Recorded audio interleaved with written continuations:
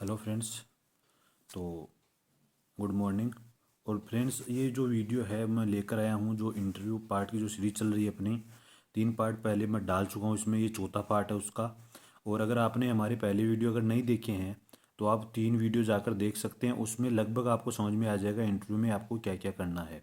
वो सारी बातें मैंने आपको बताई है। इंटरव्यू के इंट्रोडक्शन के बारे में भी आपको मैंने वहाँ पर अ, समझाया है जितना मुझसे हो सका।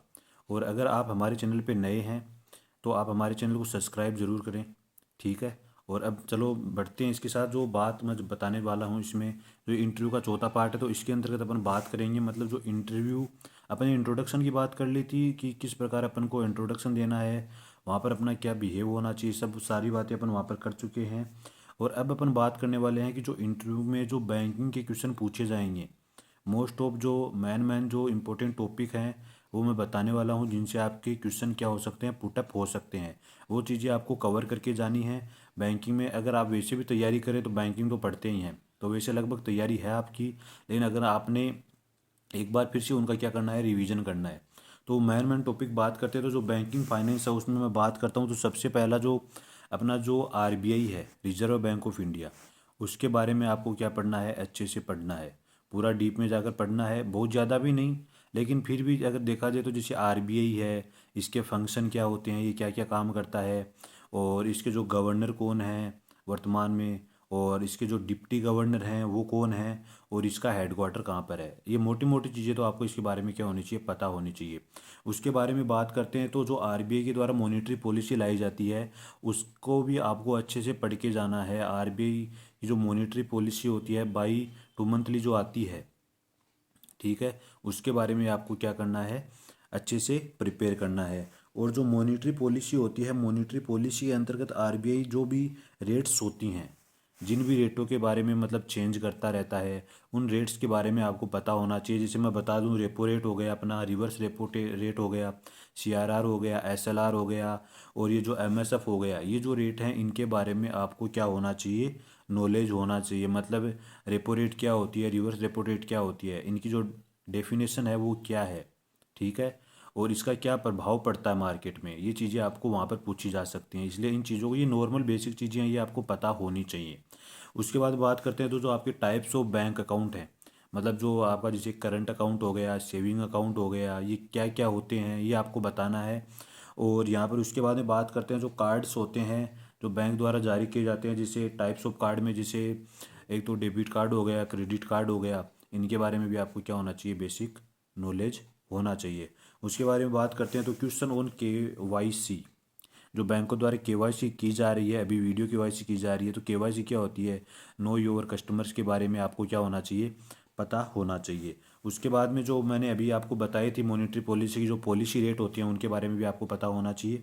उसके बाद में जो बैंकिंग टर्म्स होती हैं कुछ इंपॉर्टेंट, जिनके बारे में पूछा जा सकता है, क्योंकि जो बेसिक चीज़ें होती हैं उसके अंदर मैं बात कर लेता हूँ। तो हो गया कासा, CAS से करंट अकाउंट सेविंग अकाउंट, और एक हो गया CBS जिसको बोलते हैं कोर बैंकिंग सॉल्यूशंस, एक होता है CTS चेक ट्रांजेक्शन सिस्टम, एक होता है स्विफ्ट कोड हो गया, या फिर NPA हो गया, LF हो गया, MCLR हो गया, और NEFT हो गया, RTGS हो गया, और IMPS हो गया। इन चीज़ों के बारे में भी आपको क्या होनी चाहिए, बेसिक जानकारी होनी चाहिए। इन चीज़ों के बारे में पूछा जा सकता है। उसके बाद में आपको पूछा जा सकता है जो फाइनेंशियल इंक्लूजन होता है, वित्तीय समावेशन, वित्तीय समावेशन क्या होता है, ठीक है, इसके बारे में भी आपको प्रिपेयर करके जाना है। उसके बाद में बात करते हैं जो इम्पोर्टेंट जितनी भी गवर्नमेंट की जो स्कीम आती हैं बैंक से रिलेटेड, जितनी भी, जैसे कोई पेंशन की आ गई, जैसे अटल पेंशन योजना है, या फिर प्रधानमंत्री जीवन ज्योति योजना अभी आई थी जो डाक पे ने अभी जारी की थी, वो हो गई। और एक इसमें जैसे और भी, जैसे PMJDY हो गई, प्रधानमंत्री जन धन योजना, प्रधानमंत्री जन धन योजना, ये जो इम्पोर्टेंट स्कीम है इसके बारे में आपको नॉर्मल पता होना चाहिए। इसमें क्या एज लिमिट होती है, और इसमें जो एनुअली अपन को कितना रुपये इसमें जमा करवाना पड़ता है, और इसकी समाप्त की अवधि कितनी होती है, इन बारे में आपको पता होना चाहिए। उसके बाद में बात करते हैं जो जो क्वेश्चन होते हैं वो, मतलब RRBs के ऊपर मैन, अगर आप RRBs के एग्ज़ाम दे रहे हो, RRBs का इंटरव्यू दे रहे हो, तो जो रीजनल रूरल बैंक होते हैं उनके बारे में आपको पूरा नॉलेज होना चाहिए। मतलब RRBs का डेप्थ में नॉलेज आपको होना चाहिए। मतलब RRBs की स्थापना कब हुई थी, किस समिति के आधार पर हुई थी, और आरआरबीज की जो इनिशियल कैपिटल होती है वो कितनी आवश्यकता होती है, और प्रथम आरआरबीज बैंक कौन सी थी, वो कहाँ पर स्थित है, और वर्तमान में कितने आरआरबीज देश में कार्यरत हैं, ठीक है, और आरआरबीज का मुख्य कार्य क्या होता है, ठीक है, और ये कहाँ पर वर्क करती हैं, इनके बारे में आपको पता होना चाहिए, ठीक है। क्योंकि वो आरआरबीज का जो आपके जो पब्लिक सेक्टर बैंक है उससे आपका इनसे क्या पूछ सकते हैं, कंपैरिजन पूछ सकते हैं। इसलिए इन चीज़ों के बारे में आपको क्या होना चाहिए, नॉलेज होना चाहिए। उसके बाद में बात करते हैं तो क्वेश्चन बनते हैं स्मॉल फाइनेंशियल बैंक पर।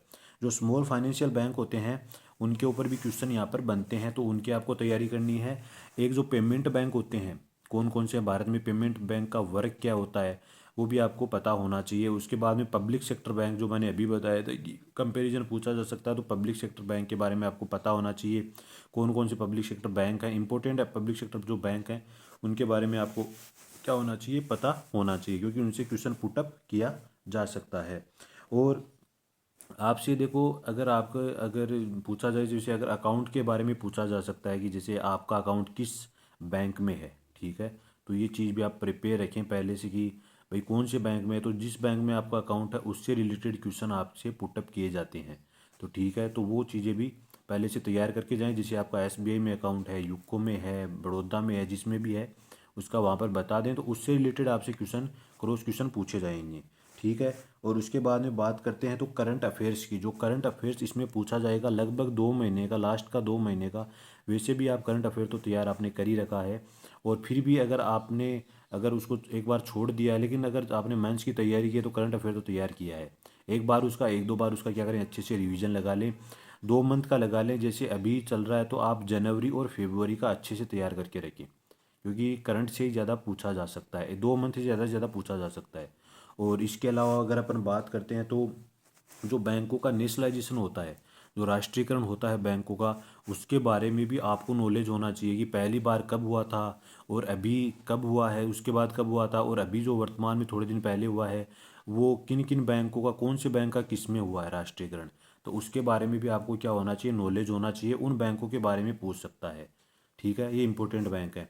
उसके बारे में अपन बात करते हैं। उसके बाद में अगर बात करते हैं तो एक अपन जो क्वेश्चन पूछे जा सकते हैं वो पूछे जा सकते हैं बजट पर। जो अभी अभी बजट आया है, तो बजट अभी अभी आया है फरवरी में, तो उसके बारे में श्योर आपसे क्वेश्चन पूछे जा सकते हैं बजट में, कि भाई बजट में जैसे जो आपका मतलब स्वास्थ्य क्षेत्र हो गया या एमएसएमई हो गया, या फिर और भी जितने भी अलग अलग सेक्टर हैं वहाँ पर कितनी राशि आवंटित की गई है, या कोई नई स्कीम लॉन्च की गई है तो उसके बारे में पूछा जा सकता है। और बजट क्यों लाया जाता है इसके बारे में भी आपसे पूछा जा सकता है। तो ये जो इम्पोर्टेंट क्वेश्चन है जो वहाँ पर पूछे जा सकते हैं वो मैंने आपको यहाँ पर कवर कर दिए हैं, बैंकिंग से रिलेटेड और करंट अफेयर से रिलेटेड। इनके बाहर आपको कुछ नहीं पूछा जाएगा, क्योंकि आपका इतना इंटरव्यू 7 से 10 मिनट इंटरव्यू चलना है, और इसके अंतर्गत आपको इससे ज़्यादा कुछ नहीं पूछा जा सकता। इसलिए आप इसको क्या करें, अच्छे से प्रिपेयर कर लें। इन चीज़ों के बारे में आपको नॉलेज होना बहुत ज़रूरी है, ठीक है। ठीक है दोस्तों, मिलते हैं, धन्यवाद नए वीडियो के साथ। और अगर आपको हमारा वीडियो अच्छा लगा हो तो एक लाइक ज़रूर करें, और हमारे हमारे चैनल को सब्सक्राइब ज़रूर करें यार, एक बार तो सब्सक्राइब तो कर दो, ठीक है। और मिलते हैं एक नए पार्ट के साथ, धन्यवाद।